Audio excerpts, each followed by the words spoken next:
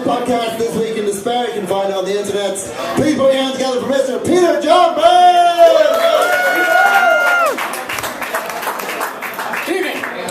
Starting soon, it'll cost you $50 to puke in a cab in Chicago. That doesn't kick in until July 1st, which I think was a sop to the gay community because it was after Pride Week. Understand that, like, I currently have a relationship with Pride Week, as most suburban liberal fathers, which is I read about it in the Alternative Weekly after it happens, and I go, oh, good for you guys. That was great. A lot of people. But that's not my background. My godfather, and this is true, has lived in the Castro since 1974, co-owned a bar called Daddy's, and was in a long-term relationship with the 19th annual San Francisco Leather Daddy. I call him Uncle Joey myself, and he's my spiritual guide.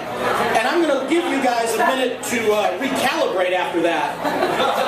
Because I understand, it's like finding out that, like, Mr. Rogers has a Prince Albert.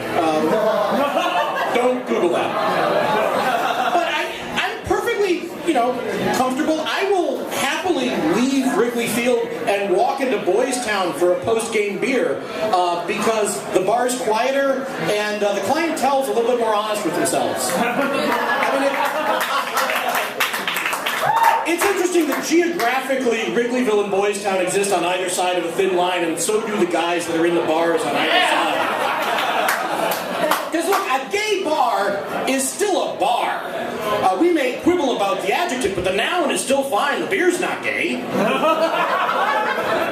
It's like hate fucking. It's still fucking. And sure, sometimes I'll drink too much in a gay bar and blow a dude, but I'll do that in a straight bar too. I don't have a problem.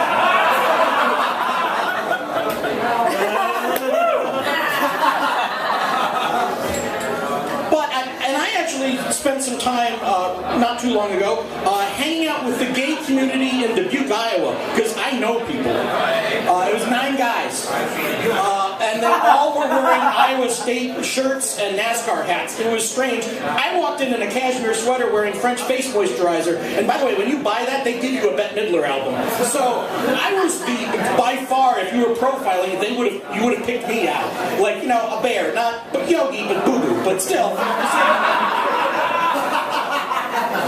And so I was talking with my buddy, and I said, so this is it. This is the Dubuque, Iowa gay community. He's like, yeah, that's Phil. He's a NASCAR fan, and that's Tony. Hey, how's it going, man? And I said, so is this technically a gay bar? He's like, no.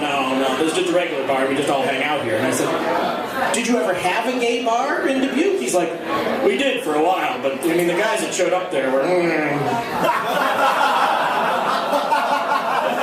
And look, it's not like I'm all that hip myself these days. I once was at an open mic here in Chicago. Some of you have been there. And it was just after Gay Pride Week. And of course I wasn't tracking because I hadn't picked up a copy of the Alternative Weekly yet. And so it was empty when I showed up because everyone was gayed out. They had done that. And so I didn't know it was a gay bar until I went to the bathroom.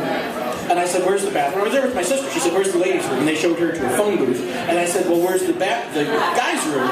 And they said, well, go on downstairs. And there were oil paintings of guys in sailor hats with no shirts. And my first thought was, a nautical theme. It doesn't really seem that nautical.